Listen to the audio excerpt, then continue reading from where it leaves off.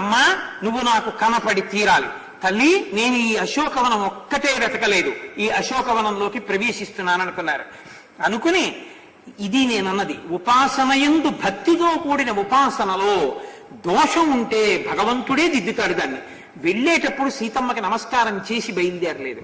ఇప్పుడు అంటున్నారు, అమ్మా నేనా వెతికేవాణ్ణి, నేను వెతికితే నువ్వు దొరుకుతావా? హనుమ సీతమ్మని చూశారన్న కీర్తి నువ్వు నాకు ఇవ్వాలి. జనక మహారాజు గారు నువ్వు దొరుకుతావని భూమిని దున్నారా అమ్మా? భూమిని దున్నుతుంటే జనకుడికి కనపడ్డావు, కనపడి ఆయనకి కూతురువై జానకి అని పేరు పెట్టుకుని జనకుడికి కీర్తి తెచ్చావు.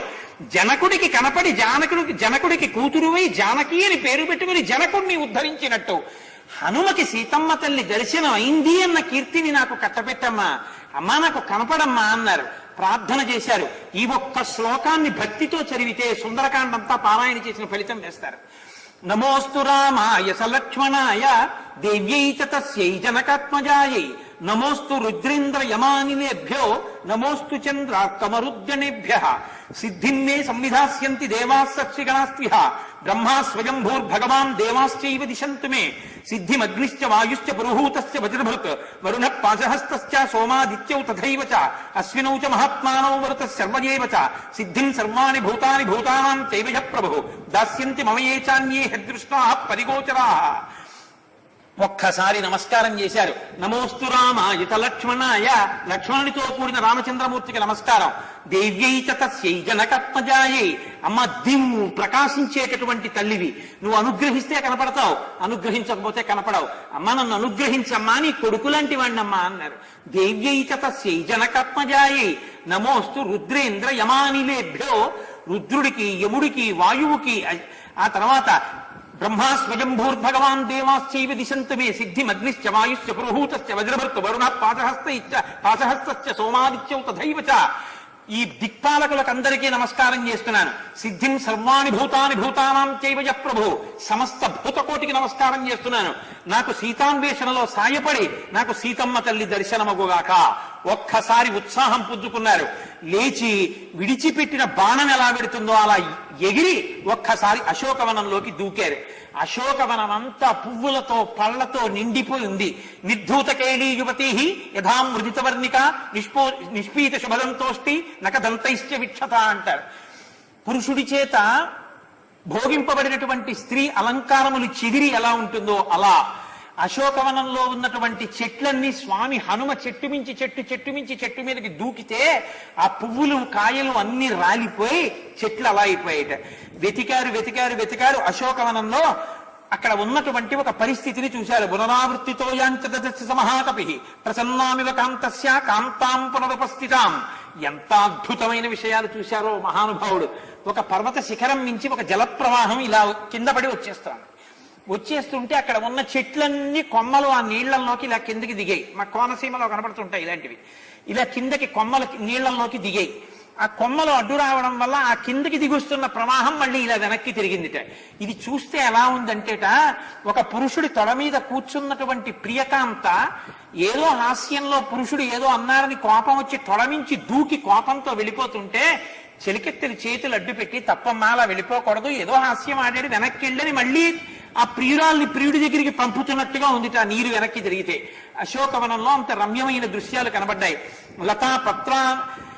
లతా ప్రతానైర్బహుభిః పర్ణైశ్చ బహువిర్వృతాం కాంచనీం శింశుపామేకాం దదర్శ హరియూధప వృతాం హేమమయీభిస్తు వేదికాభిః సమంతతః. అక్కడ ఒక పెద్ద శింశుపా వృక్షం, ఆ శింశుపా వృక్షం చుట్టూ బంగారు వేదిక, అక్కడ ఉన్న అనేకమైన చెట్ల చుట్టూ వేదికలు. అశోకవనికాచేయం దృఢం రమ్యా దురత్మనః చంపకైశ్చందనైశ్చాపి వకుళైశ్చ విభూషిత. అక్కడ అనేకమైనటువంటి చెట్లు చాలా గొప్పగా పెంచబడి ఉన్నాయి. ఎందుకంటే అది రావణాసురుని యొక్క అత్యంత ఇష్టమైనటువంటి సరోవరం. అక్కడ ఆ వనం ఆయనకి అంత ప్రీతిపాత్రమైనటువంటి వనం కాబట్టి అంత బాగా పెంచాడు అశోకవనాన్ని.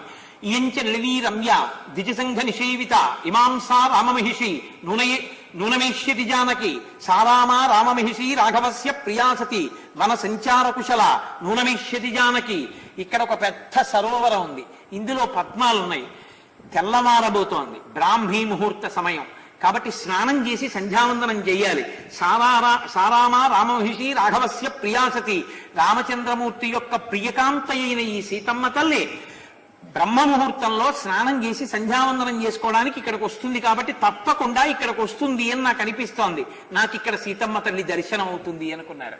అంటే ఆ యుగంలో ఉపనయన సంస్కారం ఇప్పుడు మగవాడికి చేసి, వివాహ సంస్కారం మగవాడికి జంధ్యం ఎటువంటిదో ఆడదానికి మంగళసూత్రం అటువంటిది. ఇద్దరికీ అంతే.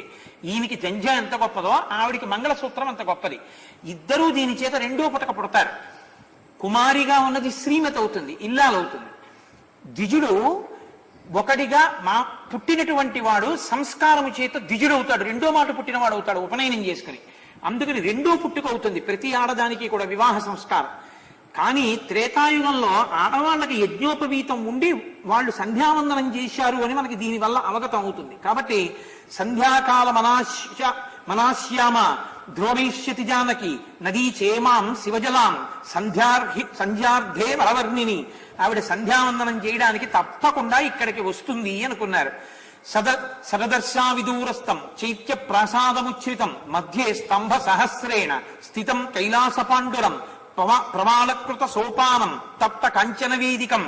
అక్కడ దూరంగా చూసేటప్పటికీ ఆయనకు ఒక పెద్ద 1000 స్తంభాల మేడ ఒకటి కనపడింది. ఆ 1000 స్తంభాల మేడ మధ్య స్తంభ సహస్రేణ స్థితం కైలాస పాండురం, కైలాసం ఎలా ఉంటుందో తెల్లటి చైత్య ప్రసాదం కనపడింది.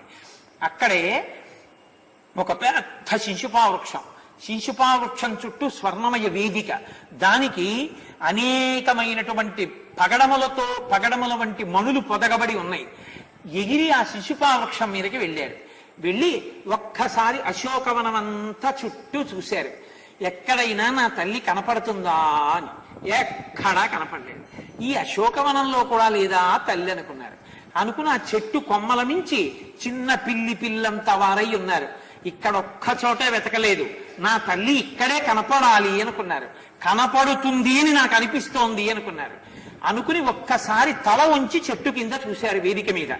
తతో మలిన సంవీతాం రాక్షసీభిః సమావృతాం ఉపవాస కృషాం దీనాం నిశ్వసంతీం పునః పునః దదర్శ శుక్లపక్షాదౌ చంద్రరేఖామివామలాం మంద ప్రఖ్యాయమానేన రూపేణ రుచిర ప్రభాం అని ఆ తల్లి అటువంటి గొప్ప సీతమ్మ ఏవం సీతాం తదా దృష్ట్వా హృష్ట పవన సంభవ జగామ మనసారామం ప్రశంసచ తం ప్రభుం.